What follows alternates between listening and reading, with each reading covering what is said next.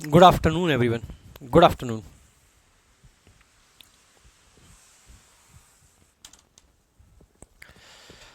सभी को good afternoon भाई।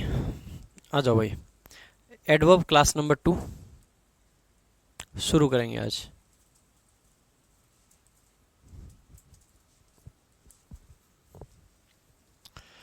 Adverb class 2।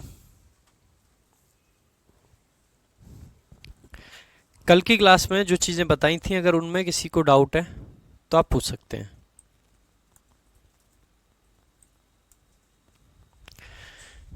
सभी को गुड आफ्टरनून, नमस्कार, जय हिंद।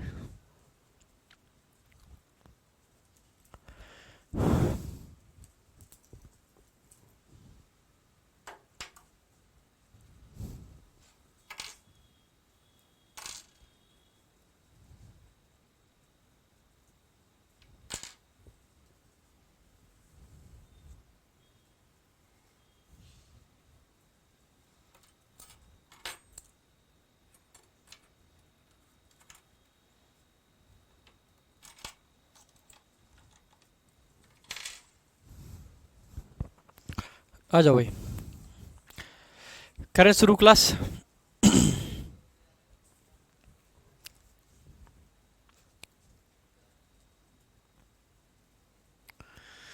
शुरू करेंगे भाई क्लास। लास्ट क्लास में हमने काफ़ी सारी चीज़ें पढ़ ली थी।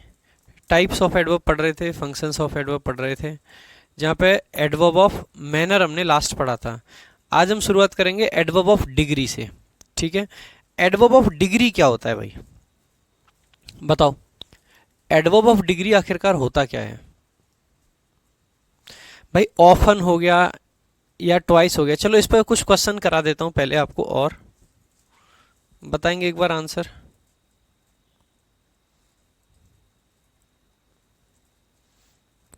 इन क्वेश्चंस का आंसर करेंगे। क्या एरर है भाई, जल्दी से।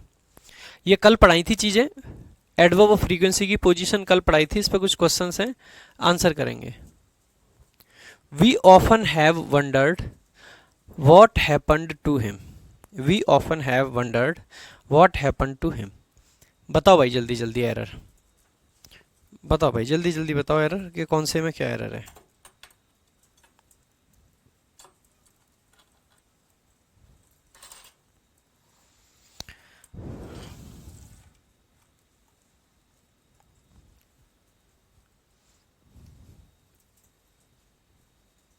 देखो, पहला क्वेश्चन जैसे ही आप देखोगे, मैंने आपको बताया था ये जो ऑफन हो गया और ये सब, इनकी पोजीशन आपको क्या याद रखनी है? हेल्पिंग वर्ब के बाद और मेन वर्ब के पहले, या फिर और सिंपल शब्दों में मैं बताऊं, एडवर्ब ऑफ कौन सा वाला फ्रीक्वेंसी है? इनडेफिनिट। ठीक है भाई, एडवर्ब ऑफ इनडेफिनिट फ्रीक्वेंसी।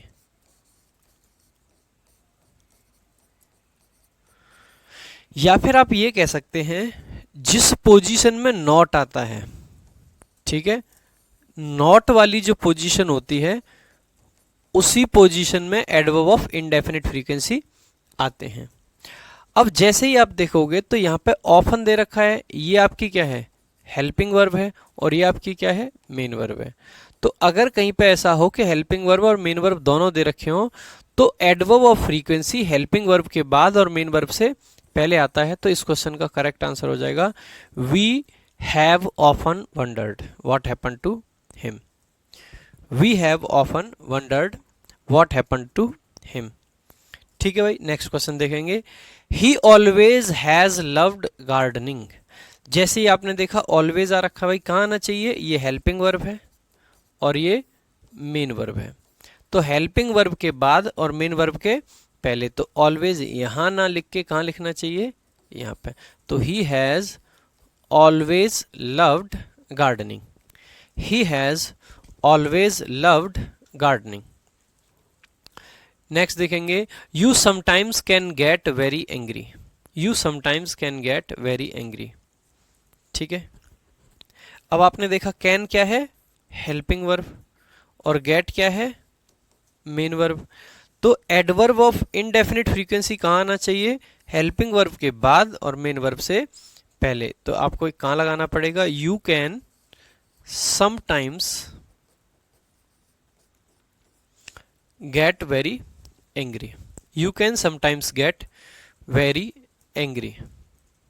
ठीक है, next, I am always happy. अब आप देखोगे कि हैप्पी क्या होता है भाई? एडजेक्टिव होता है। तो अब की बार ये जो एम आया है ये तो मेन वर्ब है, और हम तो कहते हैं कि ये मेन वर्ब से पहले आना चाहिए, उस हिसाब से तो ये सही होना चाहिए। लेकिन मैंने आपको एक बात बताई है यहाँ पर साथ में कि जिस पोजीशन में नॉट आता है उसी पोजीशन में एडवर्ब ऑफ इनडेफिनिट फ्रीक्वेंसी आते हैं। मैं लिख देता हूं, जिस पोजीशन में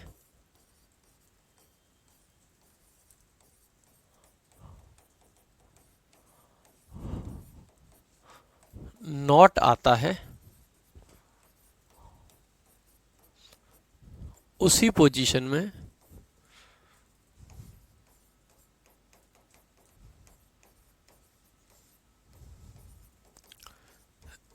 एडवर्ब्स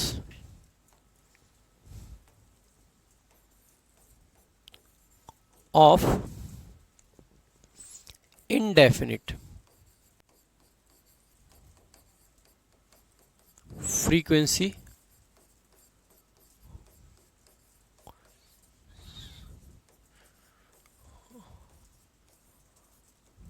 आते हैं। ठीक है,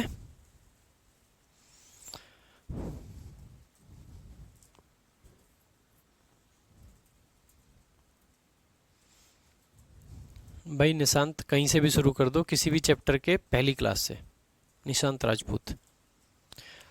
अब जैसे ही आप देखोगे, आप क्या लिखते हो भाई? आई एम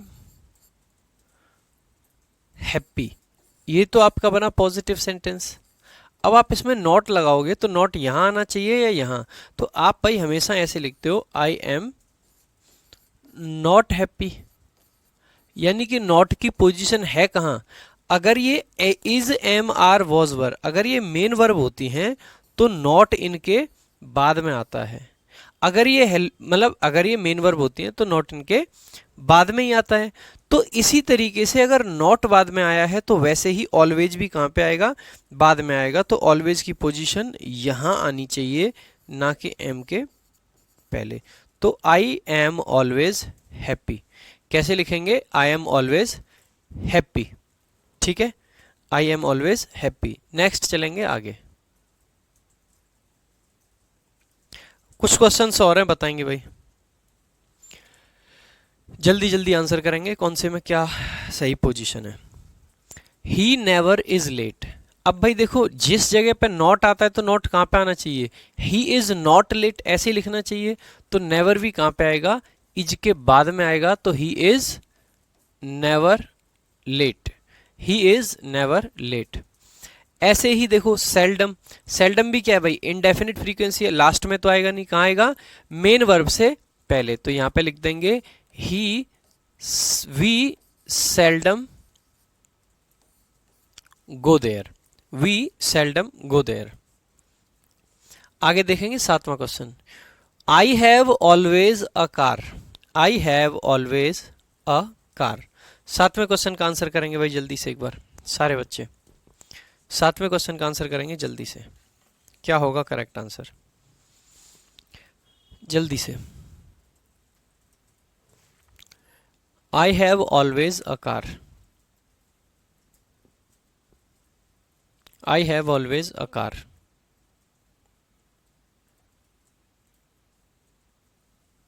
देखो एक बार भाई, देखो ये हैव जो है क्या है? वर्ब है, और ये आकार जो है क्या है? ऑब्जेक्ट है।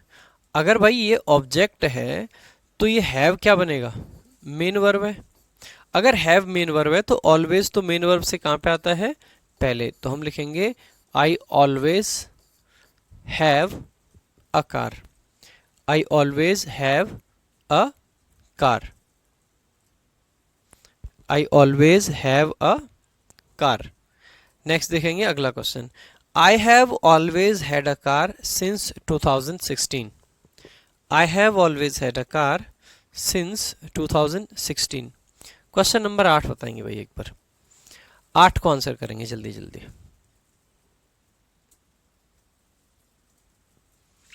आई have always had a car, तो आई सब्जेक्ट है, हैव आपकी हेल्पिंग वर्ब है, और मेन वर्ब क्या है भाई, हैड। अब ऑलवेज कहां पे आता है, हेल्पिंग वर्ब के बाद और मेन वर्ब से पहले। इसका मतलब है ऑलवेज अब सही लगा रखा है, और 8वां क्वेश्चन आपका करेक्ट हो जाएगा। 8वां क्वेश्चन आपका करेक्ट हो जाएगा। हाँ आंसू।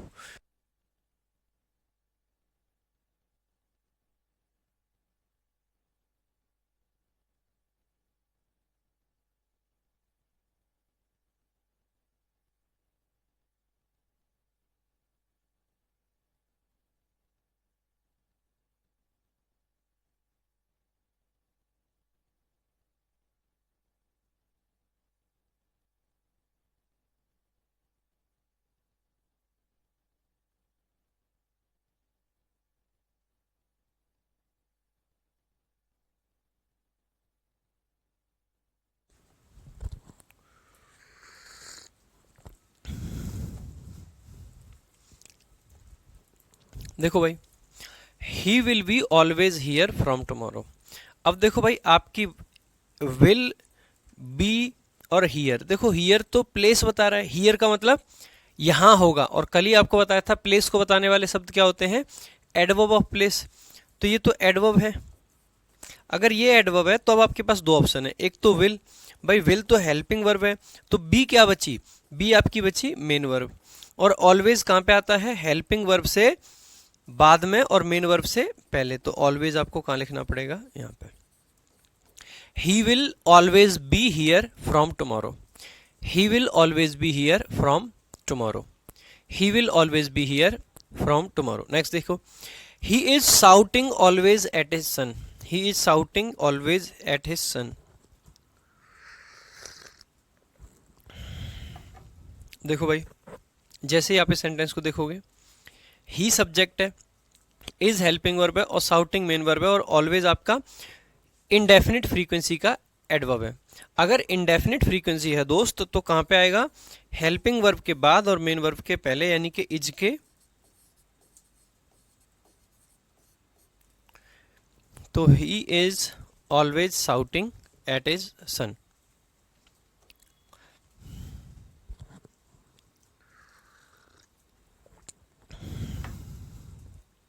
नेक्स्ट, चले भाई आगे।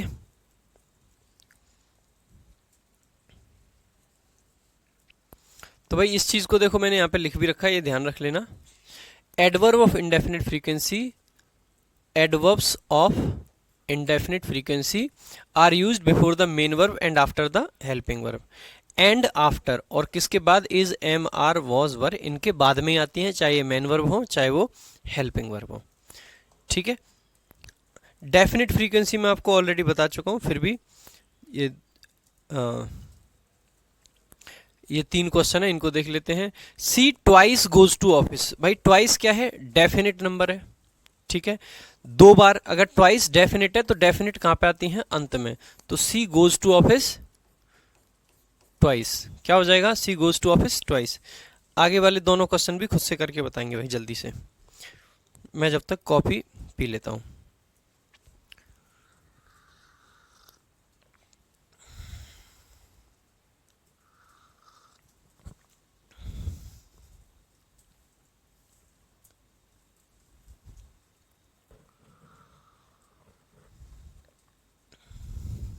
बताओ जल्दी जल्दी।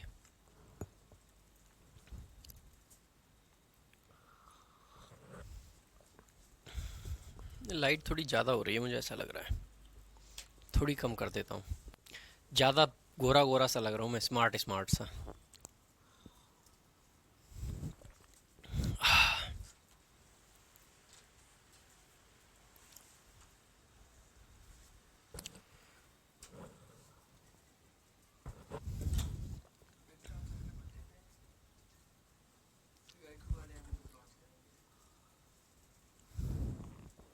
हो जाएगी तैयार, कौन कह रहा है, काम तो मेरा है सारा उसमें, करो। तू तो घर जा रहा था।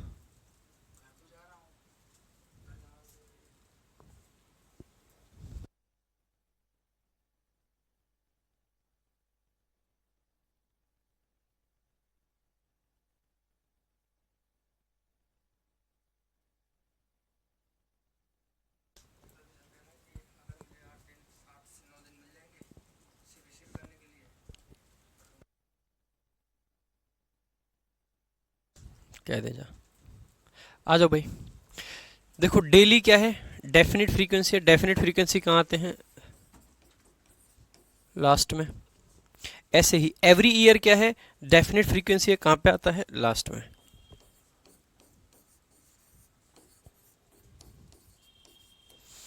ठीक है भाई, ये सिंपल सिंपल से क्वेश्चन आते हैं। अब आ जाते हैं नेक्स्ट पॉइंट पे अपना। एडवर्ब हम कौन से पढ़ चुके हैं एक बार बता देता हूं आपको। हम मैनर पढ़ चुके हैं, हम प्लेस पढ़ चुके हैं, हम टाइम पढ़ चुके हैं। तीनों एडवर्ब हमने पढ़ लिए हैं। उसके अलावा हम फ्रीक्वेंसी पढ़ चुके हैं। 4 एडवर्ब हम पढ़ चुके हैं। अब 5वें एडवर्ब की तरफ बढ़ेंगे जल्दी से। देखो भाई, नेक्स्ट है आपका एडवर्ब ऑफ डिग्री। भाई ये भी जरूरी होता है, एडवर्ब ऑफ डिग्री। देखो एक तो ध्यान रखने वाली ये है, एडवर्ब ऑफ डिग्री ज्यादातर हम यूज करते हैं किसके साथ में, एडजेक्टिव्स के साथ में। वर्ब के साथ में कम आता है, लेकिन हाँ पॉसिबल होता है। ठीक है, आ जाओ। सबसे पहले भाई एडवर्ब ऑफ डिग्री काम क्या करता है, ठीक है। ये या या फिर मैं कहूं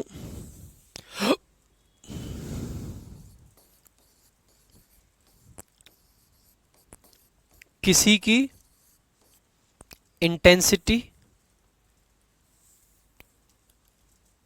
किसी की, या फिर किसी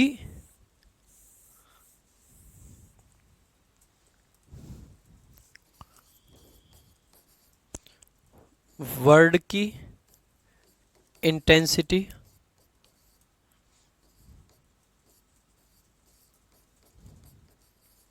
बढ़ाने वाले शब्द या इंटेंसिटी बताने वाले शब्द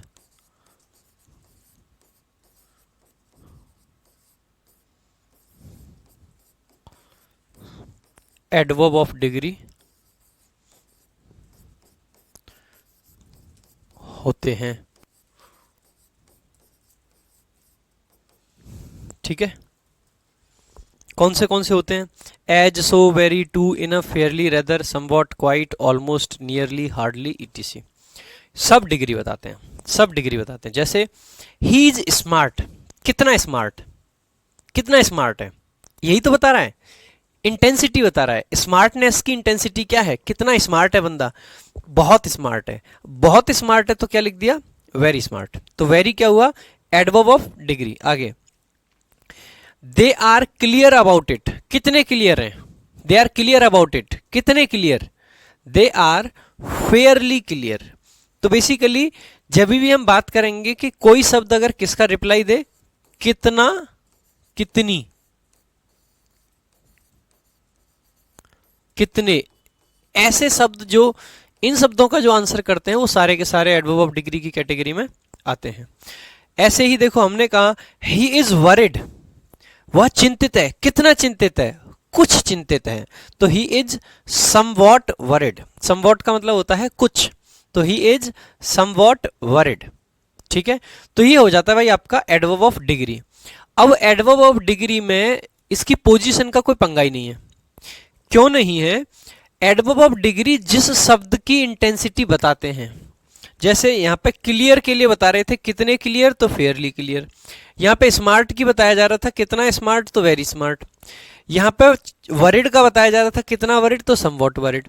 जिस शब्द के बारे में बताते हैं उसी शब्द के पहले आ जाते हैं, बात खत्म। बहुत सिंपल सी बात है, एडवर्ब ऑफ डिग्री बहुत आसान है। आगे हमारा नेक्स्ट टाइप जो है दैट इज इंटेरोगेटिव एडवर्ब्स। कुछ एडवर्ब ऐसे होते हैं जो क्वेश्चन पूछने का काम करते हैं। यह है हमारा टाइप नंबर 6, ऐसे एडवर्ब जो प्रश्न पूछने के काम आते हैं। ठीक है, प्रश्न पूछने वाले एडवर्ब क्या कहलाते हैं, एडवर्ब ऑफ, या फिर इंटेरोगेटिव एडवर्ब। ठीक है, भाई फेयरली का हिंदी होता है ही इज फेयरली क्लियर, यानी कि वो ठीक ठाक क्लियर है। अगर देखो भाई सुनो, एडवर्ब ऑफ डिग्री में बात करते हैं, यहाँ पे एक चीज और देखो, अगर आप बात करोगे ना इन सब के हिंदी की तो कद्दू निकल के आएगा इनका हिंदी। मैं बार बार एक ही चीज कहूंगा, इन सब का ना हिंदी निकालने मत निकलना, ये सेंस समझना होता है कि किसका सेंस क्या है। एज सेंस देता है बराबर का, सो सेंस देता है ज्यादा का, वेरी भी ज्यादा का, टू लिमिट से ज्यादा का, इनफ का मतलब है जितना चाहिए उतने का सेंस देता है, फेयरली भी ठीक ठाक का सेंस देता है, रेदर ज्यादा का सेंस देता है, समवॉट कुछ का सेंस देता है, क्वाइट ज्यादा का सेंस देता है, ऑलमोस्ट लगभग का सेंस देता है, नियरली लगभग का सेंस, और हार्डली ना के बराबर का सेंस। इन सब के सेंस पता होने चाहिए। अगर आप हिंदी पता करना चाहते हैं तो भाई एकदम बेवकूफी कर रहे हो आप, ठीक है। हिंदी पता करके आप कोई फायदा नहीं ले पाओगे, 1% फायदा नहीं होगा, मेरी गारंटी है कि आपको फायदा नहीं होगा हिंदी पता करके, ठीक है। तो हिंदी पता करने की कोशिश भी मत करो, कोई मतलब नहीं है। ऐसे ही देखो इंटेरोगेटिव एडवर्ब्स, हाउ हो गया, व्हेन हो गया, वेयर हो गया, वाई हो गया, ये सब आपके यानी कि जो अब तक हमने पढ़े थे ना, जैसे हाउ क्या बता रहा है मैनर, व्हेन क्या बता रहा है टाइम, वेयर क्या बता रहा है प्लेस, ये सब भी तो एडवर्ब थे। तो क्वेश्चन पूछने वाले शब्द भी अपने आप में इंटेरोगेटिव एडवर्ब कहलाते हैं।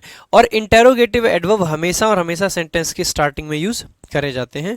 जब भी इंटेरोगेटिव एडवर्ब आते हैं तो सब्जेक्ट से पहले हेल्पिंग वर्ब का प्रयोग किया जाता है, ठीक है। सब्जेक्ट से पहले हेल्पिंग वर्ब का प्रयोग किया जाता है, सिंपल सिंपल, ठीक है। नेक्स्ट, अगला आपका टाइप होता है एडवर्ब्स ऑफ कंट्रास्ट, ये है नंबर 7।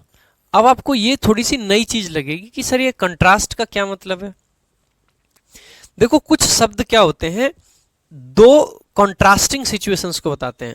पहले हमने जो बात कही उसके एकदम उलट बात करते हैं, उसके एकदम विपरीत बात करते हैं। विपरीत बात करने वाले शब्दों को ही हम क्या कह देते हैं, एडवर्ब ऑफ कंट्रास्ट, ठीक है। तो हम कह देते हैं यहां पे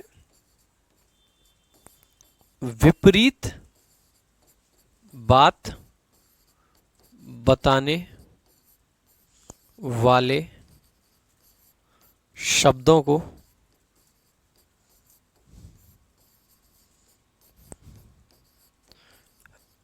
एडवर्ब्स ऑफ कंट्रास्ट कहते हैं।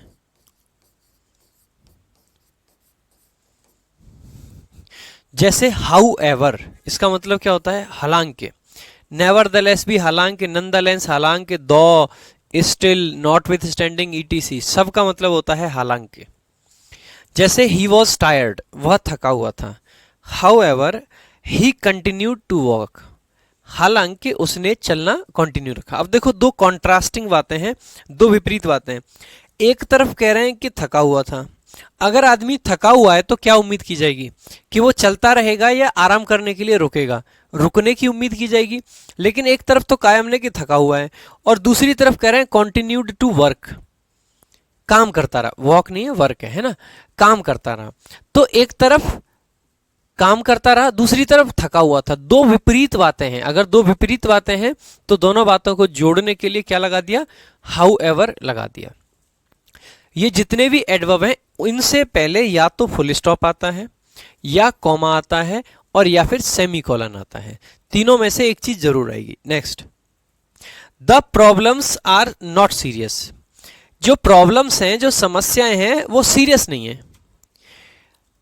Nonetheless we need to tackle them, हमें उनको टैकल करना पड़ेगा। एक तरफ कह रहे हैं कि सीरियस नहीं है और दूसरी तरफ कह रहे हैं कि टैकल करना पड़ेगा। दो अपोजिंग बातें हैं, दो विपरीत बातें हैं। दो अगर विपरीत बातें हैं तो ऐसे केस में दोनों बातों को जोड़ने के लिए नॉनदलेस का प्रयोग हमने कर लिया, ठीक है भाई। ये चीजें आपकी सबसे ज्यादा काम आती हैं पीक्यूआरएस में, पीक्यूआरएस में और क्लोज टेस्ट में इनसे क्वेश्चन आते हैं। एरर डिटेक्शन का क्वेश्चन इनका नहीं बनेगा, 100% नहीं बनेगा, ठीक है। एरर डिटेक्शन पे कोई क्वेश्चन नहीं बनता इनसे। आगे देखेंगे भाई, कुछ एडवर्ब्स होते हैं, एडवर्ब्स ऑफ कंक्लूजन, जो किसी चीज को कंक्लूड करते हैं, किसी चीज का फाइनल रिजल्ट बताते हैं, ठीक है। तो मैं लिख देता हूं फाइनल रिजल्ट बताने वाले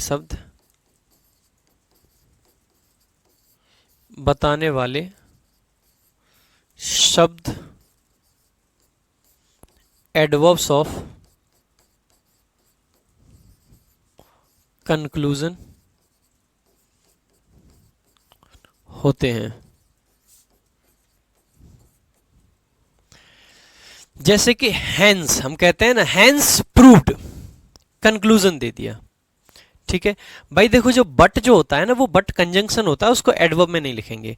बट भी कॉन्ट्रास्ट दिखाता है, बट जो है वो कंजंक्शन होता है, इसीलिए मैंने यहाँ पे नहीं लिखा है। हम यहाँ पे एडवर्ब्स की बात कर रहे हैं। ठीक है, एडवर्ब्स की बात कर रहे हैं, तो बट को हमने इसीलिए यहाँ पे शामिल नहीं किया है। ठीक है, बट को शामिल नहीं किया है। आगे देखेंगे, जैसे हमने लिखा देयरफॉर, देयरफॉर का मतलब होता है इसीलिए। दस का मतलब भी होता है इसीलिए। दैट्स वाई का मतलब भी होता है इसीलिए।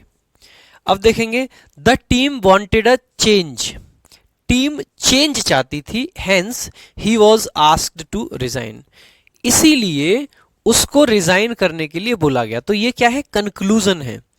ये एक बात कही हमने और इसका रिजल्ट ये था, फाइनल रिजल्ट ये था, तो इसका मतलब है उसको रिजाइन करने के लिए बोला गया। तो हेंस आपका क्या दिखा रहा है, एक रिजल्ट को दिखाने के लिए आ रहा है। आगे देखेंगे, I don't have a car, मेरे पास कार नहीं है, और इसका रिजल्ट ये है, thus I have to take a taxi, इसीलिए मुझे टैक्सी लेनी पड़ती है। Thus I have to take a taxi. ठीक है, तो देखो ये क्या बता रहे हैं, रिजल्ट।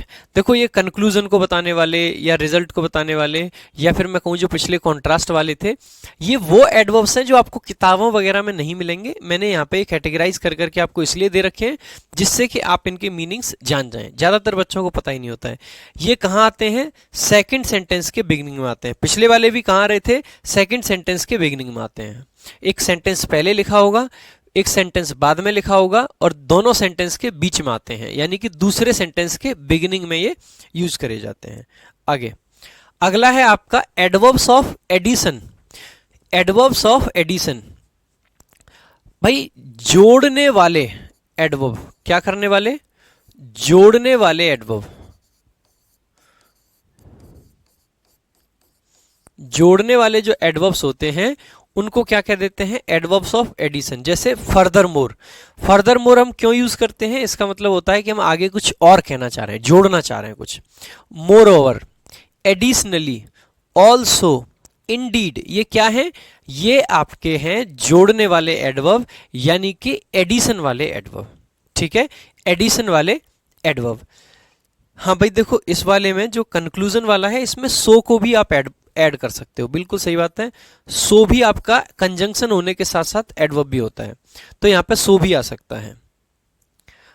ठीक है, तो फर्दर मोर हो गया, मोर ओवर हो गया, एडिशनली हो गया, ऑल्सो हो गया, इंडीड हो गया, ये सब आपके एडवर्ब हैं। और ये सब हम तब लगाते हैं जब हम कुछ ऐड करना चाहते हैं। जैसे I was not interested in it, मैं इसमें इंटरेस्टेड नहीं था। मैंने एक बात कही, मैं इसमें इंटरेस्टेड नहीं था, और आगे एक बात और जोड़ी, you did not ask me to come, और तुमने तो मुझे आने के लिए बोला ही नहीं। तो इस बात को ऐड किया हमने किससे, ऑल्सो से। किससे ऐड किया, ऑल्सो से। तो ऑल्सो क्या है यहाँ पे, एडवर्ब ऑफ एडिशन। और ये भी कहां पे यूज होता है, दो सेंटेंस होते हैं, जो पीछे वाला सेंटेंस होता है, सेकंड सेंटेंस, उसके स्टार्टिंग में, यानी कि उसके बिगिनिंग में। ठीक है, आगे देखो, I don't mind it at all, Indeed I would be dilated. मैंने कहा मैं ना बिल्कुल इस बात का बुरा नहीं मानूंगा, मैं तो उल्टा खुश हो रहूंगा। एक तो बात मैंने यहां तक कह दी, अभी हमने एक बात और ऐड की, एक बात और ऐड की कि मैं तो उल्टा खुश होऊंगा, इसीलिए हमने क्या लगा दिया, इंडीड। तो इंडीड क्या है यहाँ पे, एडिशन का एडवर्ब है, यानी कि ये क्या कर रहा है, किसी चीज में ऐड कर रहा है। अब ध्यान देंगे भाई, यहां से तीनों एडवर्ब मैं फिर से रिपीट करूंगा। कॉन्ट्रास्ट वाले दो विपरीत चीजों को दिखाते हैं, कॉन्ट्रास्ट वाले दो विपरीत चीजों को दिखाते हैं। एक साइड एक बात कही, उसके उलट कोई बात कह दें तो कॉन्ट्रास्ट वाला एडवर्ब लगाते हैं।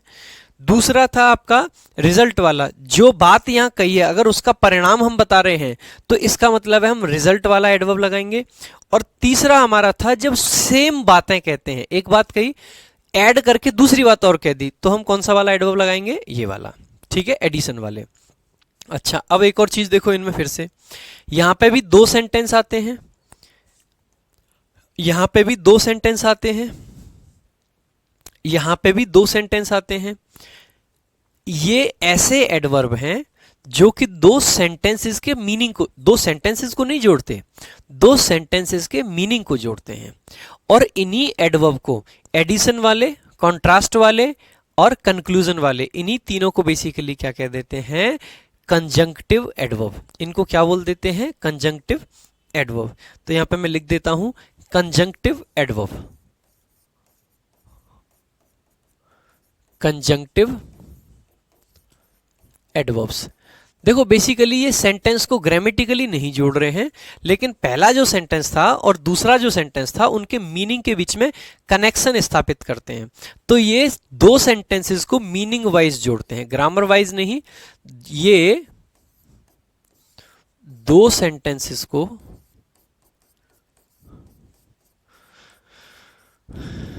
मीनिंग वाइज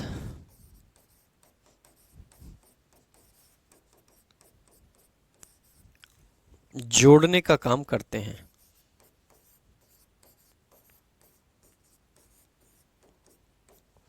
ठीक है, दो सेंटेंसेस को मीनिंग वाइज जोड़ते हैं, इनको कंजंक्टिव एडवर्ब कह देते हैं। कौन से होते हैं, कॉन्ट्रास्ट दिखाने वाले, ठीक है, एडिशन दिखाने वाले, ठीक है, कंक्लूजन दिखाने वाले, ठीक है, चेतावनी देने वाले, कॉशन दिखाने वाले, ठीक है, चेतावनी देने वाले भी होते हैं, जो हम कहते हैं अदरवाइज, एल्स। ये क्या है, चेतावनी देने वाले हैं। अदरवाइज हो गया और एल्स हो गया, कॉशन देते हैं। जैसे मैंने कहा कि पढ़ लो नहीं तो फेल हो जाओगे, study hard otherwise you will fail, नहीं तो फेल हो जाओगे। तो चेतावनी देने वाले, कॉशन दिखाने वाले, यानी कि चेतावनी देने वाले।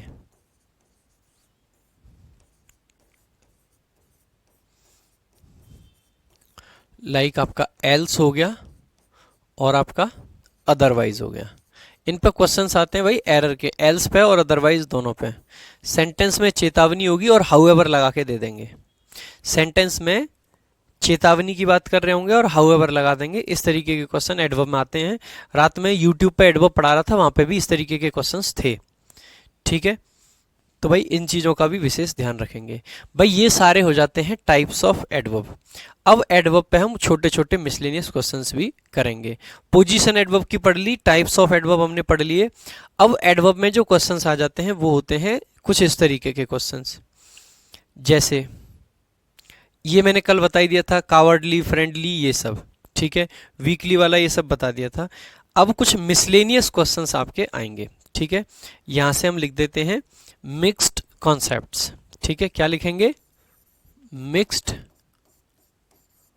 Concepts of adverbs. ठीक है, कुछ मिक्स्ड कॉन्सेप्ट्स लिखेंगे, आ जाओ। एक आपका कॉन्सेप्ट आता है, अक्सर करके कॉन्सेप्ट आता है, वो सबसे ज्यादा जरूरी है कि कब आपको एडवर्ब की जरूरत है और कब आपको एडजेक्टिव की जरूरत है। आप सभी एडजेक्टिव भी पढ़ चुके हो और आप सभी एडवर्ब भी पढ़ चुके हो। आपको पता होना चाहिए कि एडवर्ब क्या क्या काम करता है। एडवर्ब भाई किसी नाउन या प्रोनाउन के लिए आता है, सॉरी एडजेक्टिव किसी नाउन या प्रोनाउन के लिए आता है। और एडवर्ब टाइम बताएगा, प्लेस बताएगा, फ्रीक्वेंसी बताएगा, डिग्री बताएगा, मैनर बताएगा, कंट्रास्ट दिखाएगा, कंक्लूजन दिखाएगा, कॉशन दिखाएगा, एडिशन दिखाएगा। ये सब काम एडवर्ब करता है। एडवर्ब ज्यादा काम करता है और एडजेक्टिव कम काम करता है रिलेटिवली। ठीक है, आ जाओ भाई। जैसे कि ये कुछ क्वेश्चंस आपके सामने हैं, एक बार इनको करेंगे भाई। ये भी मिक्स्ड कॉन्सेप्ट्स हैं। अच्छा, इसको छोड़ते हैं, पहले पहले एडजेक्टिव वर्सेस एडवर्ब वाला कर लेते हैं। ठीक है, एडजेक्टिव और एडवर्ब का डिफरेंस वाला कर लेते हैं पार्ट।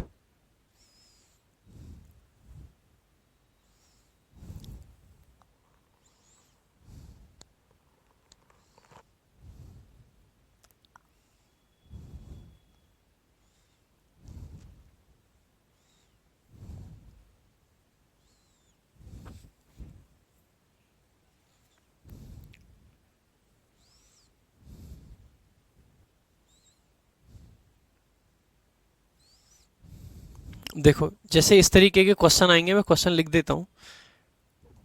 देखो एक बार क्वेश्चन आएगा, ही looked at me, he looked at me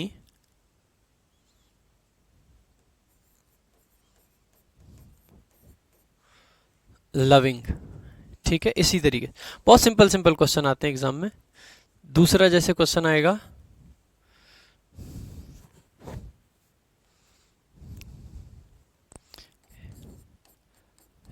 it is common used in big factories. It is common used in big factories. Number तीसरा क्वेश्चन आएगा,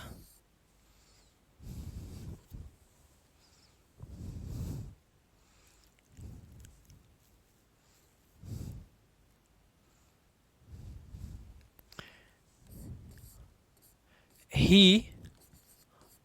performed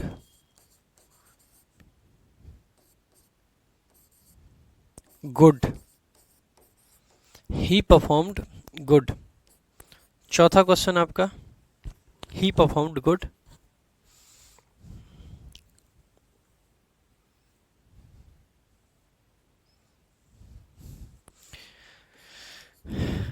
he acted instant। he acted instant। Number 5 आएगा,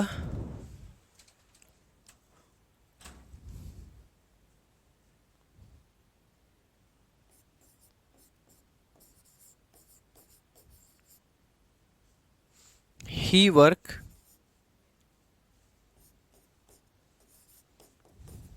diligent। चलो भाई जल्दी जल्दी answer करेंगे, क्या क्या एरर है इन क्वेश्चंस में। ही वर्क्स डिलीजेंट, बताएंगे भाई कौन से क्वेश्चन में क्या क्या एरर है।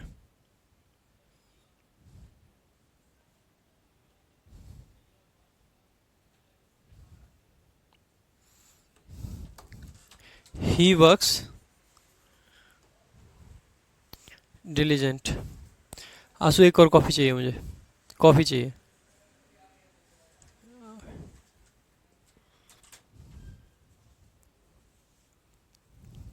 बेटा हार्ड क्वेश्चन इस पे बन नहीं सकता ना, हार्ड क्वेश्चन आ जाएंगे तो मैं तो आपको हार्ड लेवल का कराऊंगा, चिंता ना करें। पहला question, he looked at me loving. भाई he looked at me how, कैसे देखा। हाउ एडवर्ब ऑफ मैनर होता है और लविंग तो एक एडजेक्टिव है, इसीलिए हमें लिखना पड़ेगा लविंगली। आगे, it is common used. Used आपकी क्या है भाई, वर्ब की थर्ड फॉर्म है। अगर यूज्ड के पहले देखोगे तो एडजेक्टिव नहीं, क्या आएगा, एडवर्ब आएगा, तो कॉमनली यूज्ड। आगे, कॉफी चाहिए थी। ही परफॉर्म्ड गुड। ध्यान देंगे भाई, गुड आपका क्या होता है, एडजेक्टिव। ठीक है, गुड क्या होता है, एडजेक्टिव। और वेल क्या होता है, एडवर्ब। गुड एडजेक्टिव होता है और वेल आपका एडवर्ब होता है। ठीक है, गुड एडजेक्टिव होता है और वेल एडवर्ब होता है। ही परफॉर्म्ड, उसने परफॉर्म किया। हाउ, कैसे परफॉर्म किया। हाउ का रिप्लाई हमेशा एडवर्ब आता है, इसीलिए यहां पे आपको क्या लिखना पड़ेगा, ही परफॉर्म्ड वेल। ही परफॉर्म्ड वेल। ठीक है, ही परफॉर्म्ड वेल। अब एक चीज और ध्यान देंगे, यहीं पे एक क्वेश्चन और करा देता हूं। ये जो गुड है और वेल है, वैसे मैंने एडजेक्टिव में भी कराया हुआ है। गुड का मतलब होता है अच्छा, ठीक है, और ये होता क्या है आपका, एडजेक्टिव। वेल जो है, वेल जो शब्द है, ये आपके दो काम करता है। एक तो ये एडवर्ब होता है और इसका मीनिंग आता है अच्छे से। क्या मीनिंग बनता है भाई, अच्छे से। वेल जो है कभी कभी एडजेक्टिव भी हो सकता है, और जब ये एडजेक्टिव होता है इसका मतलब होता है अच्छी हालत में, अच्छी हालत में। या फिर मैं कहूं ये हेल्थ के रेफरेंस में आता है। जब हम किसी पर्सन की हेल्थ की बात करते हो तब आता है। जैसे मैं अगर आपसे कहता हूं आई एम गुड, और मैं आपसे कहता हूं आई एम वेल। तो ये दोनों क्वेश्चन देखोगे, देखो यहां पे भी इज एम आर के बाद आया है तो वेल क्या रहा होगा, एडजेक्टिव। और वेल जब एडजेक्टिव होता है तो किसकी बात करता है, हेल्थ की। आपने मुझे पूछा आप कैसे हो, मैंने कहा I am well. I am well का मतलब है मेरी हेल्थ अच्छी है, मैं ठीक ठाक हूं। आई एम वेल मतलब मेरी हेल्थ अच्छी है, मैं ठीक ठाक हूं। आपने मेरे से पूछा आप कैसे हो, मैंने कहा I am good. I am good कहना गलत है, गुड क्योंकि गुड का मतलब होता है अच्छी, मतलब कंडीशन, ठीक है। गुड का मतलब क्या है, कंडीशन। जैसे मान लीजिए मैंने कहा दिस बुक इज गुड, मतलब बुक अच्छी है। जैसे मैंने कहा आई एम गुड, जैसे मान लीजिए हम बात कर रहे हैं एक पर्सन की, मान लीजिए एक पर्सन है राधिका, ठीक है। हम राधिका की तारीफ कर रहे हैं कि यार बहुत अच्छी लड़की है, she is good, she is good. Good का मतलब उसकी हेल्थ की बात नहीं कर रहे, गुड का मतलब है उसके कैरेक्टर की बात कर रहे हैं, उसके बिहेवियर की बात कर रहे हैं, उसकी लुक्स की बात कर रहे हैं। तो अगर आप किसी पर्सन के लिए लिखते हो गुड, अगर मैं कहता हूं सी इज गुड, इसका मतलब है हम बात कर रहे हैं कि वो अच्छी है। अच्छी है मतलब हेल्थ अच्छी नहीं, वो लड़की अच्छी है। लेकिन अगर हम कहते हैं सी इज वेल, इसका मतलब है वो लड़की कैसी भी है, हो सकता है बुरी हो, लेकिन उसकी हेल्थ अच्छी है, ठीक है। तो अगर आप लिख रहे हो सी इज गुड, इसका मतलब है आप कह रहे हो वो अच्छी लड़की है।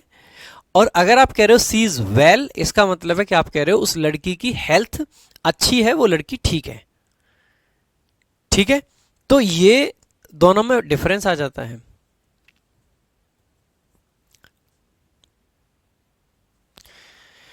ठीक है भाई, बात समझ आई। गुड कब लगाते हैं, जब हम किसी के बारे में बताते हैं कि कौन कैसा है। और जब हम किसी की हेल्थ की बात करते हैं तो हम वेल लगा देते हैं। और बाकी वेल एडवर्ब तो होता ही है, जिसका मतलब है कोई काम कैसे किया गया, अच्छे ढंग से किया गया, ठीक है, अच्छे ढंग से किया गया। अब आप खुद से बताइए, मैं एक सेंटेंस लिख देता हूं, आप मुझे बताइए वेल आएगा या गुड आएगा। जैसे मैंने एक सेंटेंस लिखा,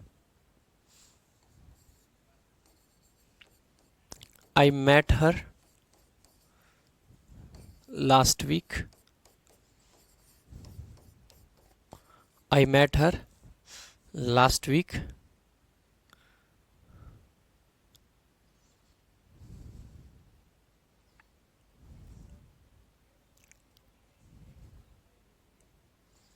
मैं उससे पिछले हफ्ते मिला था।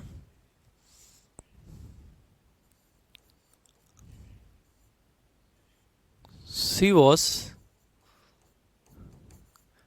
इन अ हॉस्पिटल, वो एक हॉस्पिटल में थी। She was in a hospital.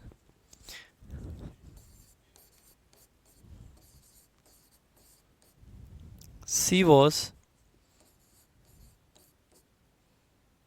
Not dash but she was dash. अब बताओ भाई कहाँ पे गुड आएगा और कहाँ पे वेल आएगा। दोनों ही ब्लैंक में फिल करके बताओ, आपका क्वेश्चन है, जल्दी से बताएंगे। एक ब्लैंक में वेल आएगा और एक में गुड आएगा, या फिर दोनों में वेल आएगा या फिर दोनों में गुड आएगा। कौन से में वेल आएगा, कौन से में गुड आएगा, जल्दी जल्दी बताओ। I met her last week, she was in a hospital, she was not dash but she was dash. Amandeep भाई करवाते हैं यार उसका कुछ, वो कंप्लेंट डाल रखी हो जाएगी। देखो भाई कहा गया कि वो, मैं उससे लास्ट वीक मिला। सी वॉज इन अ हॉस्पिटल, वो एक अस्पताल में थी।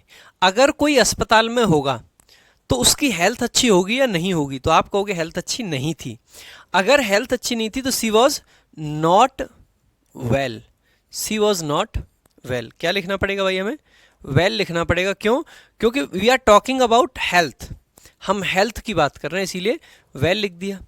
बट सी वॉज डैश, उसकी हेल्थ अच्छी नहीं थी लेकिन वो बहुत बढ़िया थी, है ना, यही तो कहते हैं हम। उसकी हेल्थ अच्छी नहीं थी लेकिन वो बहुत अच्छी थी, वो बहुत अच्छी थी, यानी कि सी वॉज गुड। भाई क्लियर है डिफरेंस वेल का और गुड का? वेल का और गुड का डिफरेंस क्लियर है? बताओ भाई सारे सारे एवरीवन भाई, डिफरेंस क्लियर है? But she was good. चलो आ जाते हैं फिर से वहीं पे जहां पे हम थे क्वेश्चंस पे। तो यहाँ पे वेल क्यों आया? क्योंकि यहाँ पे परफॉर्मेंस की बात है, एडवर्ब चाहिए, और एडवर्ब चाहिए तो वेल ही आएगा, गुड का कोई सेंस नहीं बनता है। आ जाओ। ही एक्टेड इंस्टेंट, भाई इंस्टेंट तो होता है एडजेक्टिव, ही एक्टेड कब एक्ट किया? तुरंत, तुरंत एक्ट किया, टाइम की बात कर रहे हैं। और अगर एडवर्ब चाहिए तो इंस्टेंटली आएगा। इस वर्ब के लिए एडवर्ब चाहिए हमें, इंस्टेंटली हमें लगाना पड़ेगा। हम इंस्टेंट नहीं लिख सकते तो क्या लिखना पड़ेगा? इंस्टेंटली। क्या लिखना पड़ेगा? इंस्टेंटली। आगे, he works diligent, he works diligent, भाई डिलीजेंट का मतलब होता है मेहनती। ही वर्क्स वह काम करता है, ही वर्क्स हाउ कैसे काम करता है? He works how, he works how, he works diligently. How का रिप्लाई एडवर्ब होता है, इसीलिए डिलीजेंटली आपको लिखना पड़ेगा, डिलीजेंटली आपको लिखना पड़ेगा। ठीक है भाई, तो ये कुछ क्वेश्चंस बनते हैं आपके एडवर्ब और एडजेक्टिव के डिफरेंस पे, तो इनको देख लेंगे। बाकी मुझे लगता है आज इतना ही रखते हैं, काफ़ी ज़्यादा हो जाएगा नहीं तो आप लोगों के लिए। कल से हम कुछ इस प्रकार के क्वेश्चंस करेंगे, पहले ही बता देता हूँ आपको, जहाँ पे जैसे ये है इंडोर और आउटडोर एडजेक्टिव हैं, लेकिन इंडोर्स और आउटडोर्स एडवर्ब हैं, इनके डिफरेंस पे क्वेश्चंस करेंगे। ऐसी तरीके के हार्ड हार्डली हो गया, हार्ड हार्डली हो गया, इसी तरीके से लाउड लाउडली हो गया, इसी तरीके से आपका लाइक हाई और हाईली हो गया, इसी तरीके से नियर और नियरली हो गया।